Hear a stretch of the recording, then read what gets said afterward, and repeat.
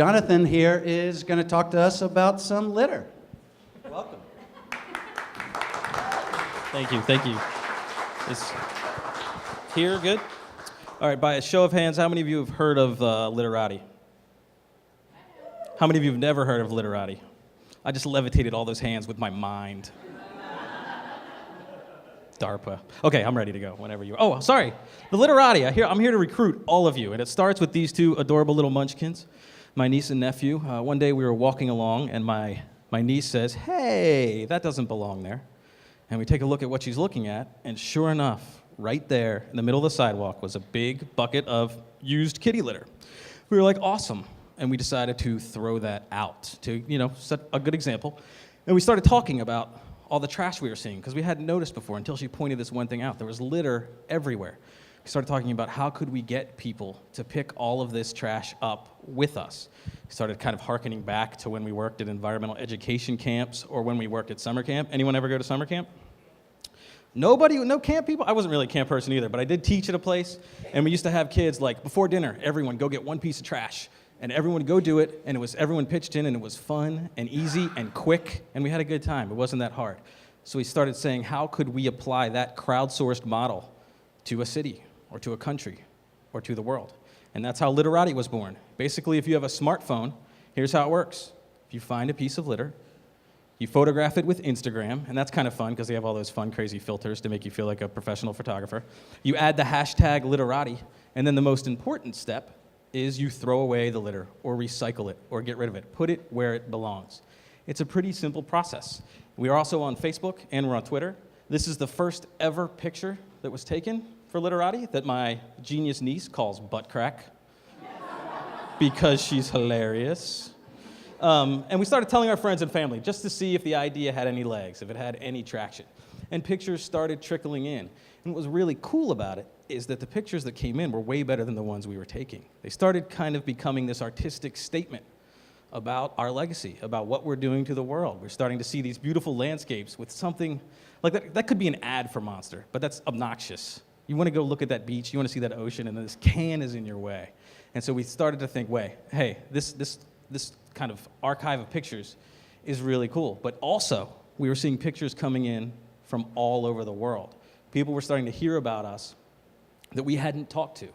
And they're still making some sort of kind of global statement. This is Pittsburgh, of course. No, this is China. And I have to confess, I cheated a little bit. This piece of trash was down below the wall, and I put it up there to get a more kind of artistic shot. Don't tell my Litterati brethren that. But it's another thing that makes this kind of photo gallery or digital landfill that we're creating. But not just that, we can also collect data with Instagram. So the low-hanging data, we know who's taking pictures, we know what they're taking pictures of, we know where they're taking pictures, and we know when. And that's important because the pictures are great, but we want to dig deeper and we want to affect change.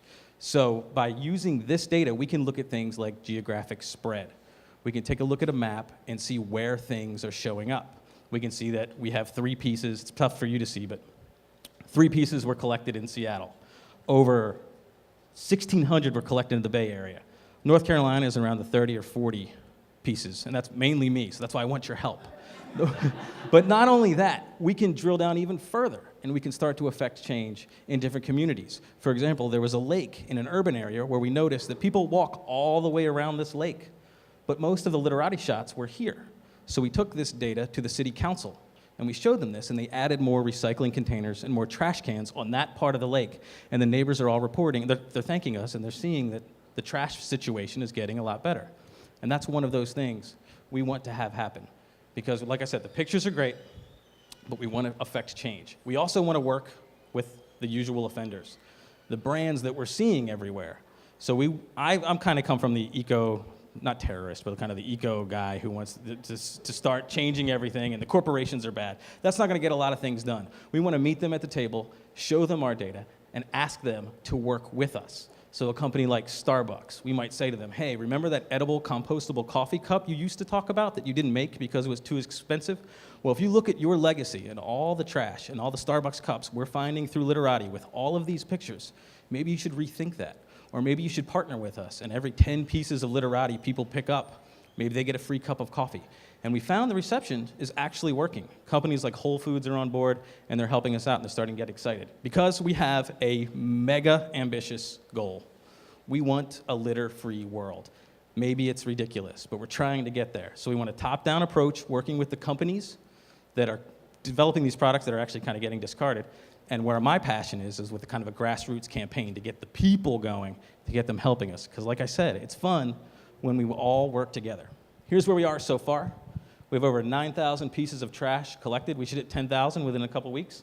We're in 11 countries. We're actually in 22 states. We've had a few more come on board. And over hundreds of brands have actually been found. And we think we have a good chance of working with those companies.